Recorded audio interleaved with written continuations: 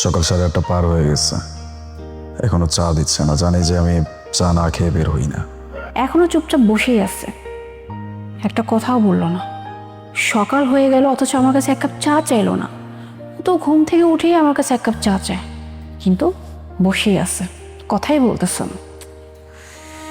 আচ্ছা, কি আর করার, যাই আমি গিয়ে ওর জন্য চা নিয়ে আসি।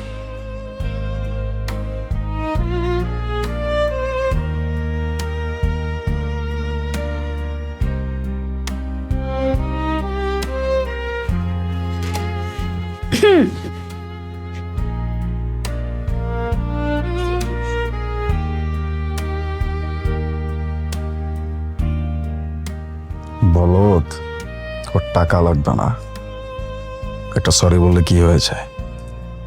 বলতে হয়েছেই, একটু লেট করে আসছিস, সরি বলো। তা এই যে তোমার সাথে আমার একটু কথা আছে। কি কথা? জলদি বলো। এইভাবে কেন কথা বলতেছো? তো কিভাবে কথা বলবো? আমি না এই স্টাইলেই কথা বলি, কথা বললে বলো, নাইলে চলে যাও। তোমার না আজকে একটা পার্সেল আসার কথা ছিল, আমি টাকা দিয়ে যাবনি, তুমি পার্সেলটা রিসিভ করে দিও তোমার। না না, আমার কোনো টাকা দরকার নেই, পার্সেল আমি নিব না। আচ্ছা, সরি। সরি? তুই তুই সরি বলতেছো? হ্যাঁ সরি, কালকে অনেক বেজে গেছিল বাসে আসতে আসতে, কিন্তু তোমারও কিন্তু সরি বলা উচিত, তুমি আমার সাথে অনেক চিল্লাইছো। হ্যাঁ, আমিও সরি, আমিও তোমাকে একটু বেশি বলে ফেলেছিলাম, কিন্তু কি করব বলো? হ্যাঁ, তুমি আসবে সেই রাত 12টায়, আমি কি চুপচাপ বসে থাকবো? হ্যাঁ, একটাবার এটা চিন্তা করো না যে সারাদিন আমি তোমার অপেক্ষায় থাকি? না, উনি আসবে 12টা বাজে, তো চিল্লাবো তো কি করবো? হ্যাঁ, যদিও একটু বেশি চিল্লাই ফেলছে, এটা আমার উচিত হয় না, আই এম সরি। আমি তো প্রতিদিন এরকম লেট করি না, মাঝে মাঝে হয়ে যায়।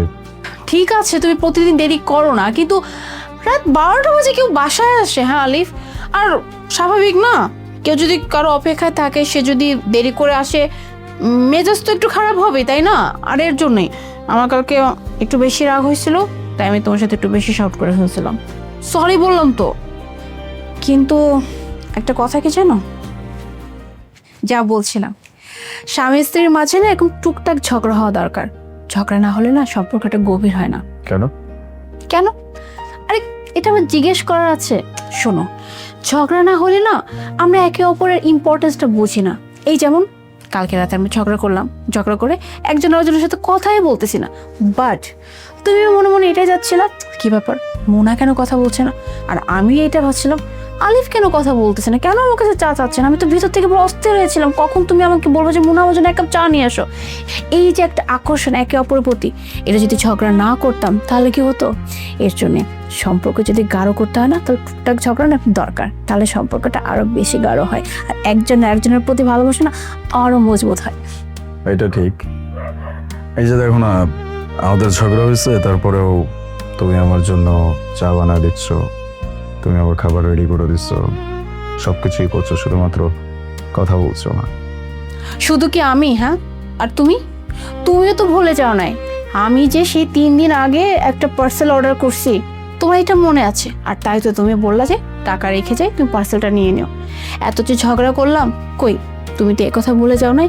তোমার ঠিকই মাথায় আসছে যে মোনার কাছে তো কোনো টাকা নাই, এটাই হচ্ছে ভালোবাসা। ঠিক আছে, আমার লাঞ্চটা রেডি কর। আচ্ছা ঠিক আছে, তুমি রেডি হও, আমি তোমার জন্য লাঞ্চ বক্স রেডি করতেছি।